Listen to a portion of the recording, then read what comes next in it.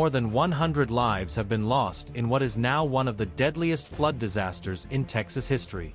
As of the latest update, at least 104 people have died after catastrophic floods tore through central Texas over the weekend. One of the hardest-hit sites is Camp Mystic, an all-girls summer camp on the banks of the Guadalupe River. The camp confirmed that 27 campers and counselors have died. 10 more campers and 1 counselor are still missing. In Kerr County, where the camp is located, the death toll stands at 84. Of these, 56 were adults and 28 were children. Search teams are still looking for 11 missing people in the area. Here's the county-by-county breakdown of fatalities and those still unaccounted for. Kerr County, 84 dead, 11 missing. Travis County, 7 dead, 10 missing. Burnet County, 4 dead, 2 missing. Kendall County, 6 dead. Williamson County, 2 dead, 1 missing. Tom Green County, 1 dead. Texas Governor Greg Abbott confirmed today that more than 20 state agencies are actively involved in flood response and rescue efforts. Over 1,750 personnel have been deployed, supported by 975 vehicles and assets.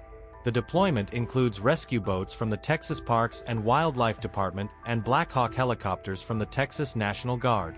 These aircraft are conducting aerial rescues and supplying emergency aid in the Department of Public Safety has also deployed tactical teams and law enforcement officers to assist with rescue, recovery, and maintaining safety on the ground. Earlier in the day, White House Press Secretary Karoline Leavitt addressed the devastating flood situation in the day, when the death toll was at 91.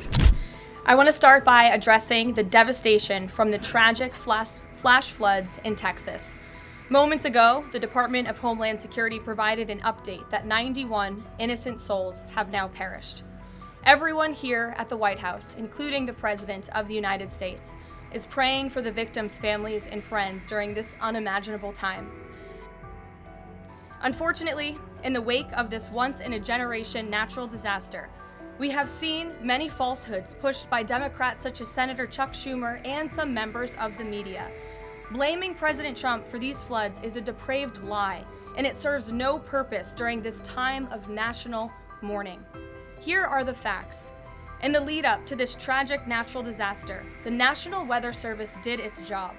Despite unprecedented rainfall, the National Weather Service executed timely and precise forecasts and warnings. On July 3rd, the National Weather Service office in Austin, San Antonio, Texas, conducted forecast briefings for emergency management in the morning and issued a flood watch in the early afternoon. Flash flood warnings were also issued on the night of July 3rd and in the early morning of July 4th, giving preliminary lead times of more than 3 hours before flash flooding conditions occurred. And the National Weather Service office in New Braunfels, which delivers forecasts for Austin, San Antonio, and the surrounding areas, had extra staff on duty during the storms, despite claims of the contrary.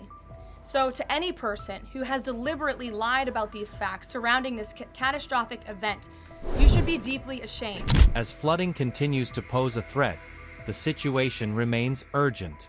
Search and recovery efforts are ongoing, with rescuers racing against time to locate the missing.